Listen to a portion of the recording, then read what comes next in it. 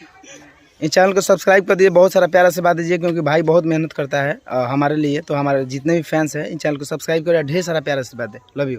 नमस्ते, प्रणाम। मेरा नाम पुष्पिंदर और आपका स्वागत है मिस्टर पुष्पिंदर यूट्यूब चैनल पर। दोस्तों बता दें, धड़कन धनंजय जी का गाना बवाले लगभग इस समय नेपाल में एकदम वायरल हो चुका है। और बता दें, नेपाल में टिकटॉक में रीलों में बनाने के एकदम झड़ लग चुका है। इस वीडियो में दिए गए रील वीडियो नेपाल के टॉप टिकटॉकर का है और बता दें ये 1 मिलियन प्लस वाला लाइक वाला है, ओनली वन। पाउडर क्रीमिया लगाई ले लो, अखिया में काजर सजाई ले लो। पाउडर क्रीमिया लगाई ले लो, अखिया में काजर सजाई ले लो। ऐसे चमकी ना रूपक ललहिया, हव सोटल हिपिया कहिया से बाबा ले लगबे सोइया। हव सोटल पाउडर क्रीमिया लगाई ले लो, अखिया में काजर सजाई ले लो। ऐसे चमकी ना रूपक ललहिया,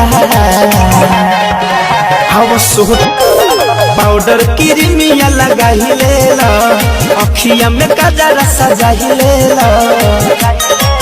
ऐसे चमकी ना रूपक ललहिया, पाउडर क्रीमिया लगाई ले लो, अखिया में काजर सजाई ले लो। पाउडर क्रीमिया लगाई ले लो, अखिया में काजर सजाई ले लो। ऐसे चमकी ना रूपक ललहिया, हव सोटल हिपिया कहिया से बाबा ले लगबे सोइया। हव सोटल हिपिया कहिया से बाबा ले लगबे। पाउडर क्रीमिया लगाई ले लो, अखिया में काजर सजाई ले लो।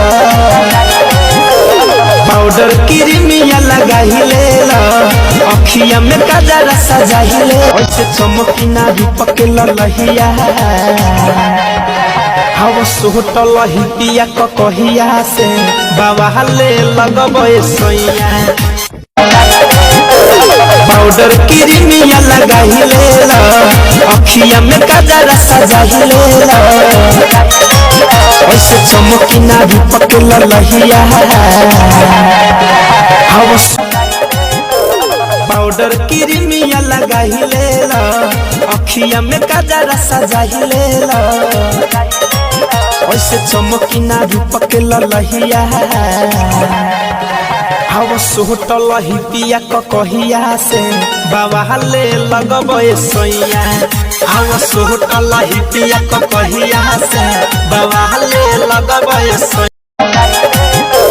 पाउडर क्रीमिया लगाई ले लो, अखिया में काजर सजाई ले लो।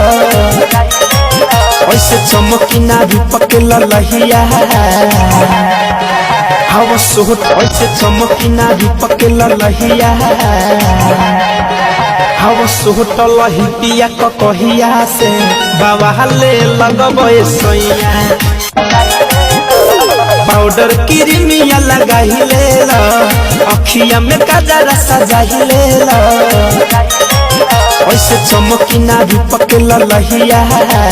अगर आपको हमारा वीडियो पसंद है तो चैनल को लाइक शेयर सब्सक्राइब करना ना भूलें। धन्यवाद।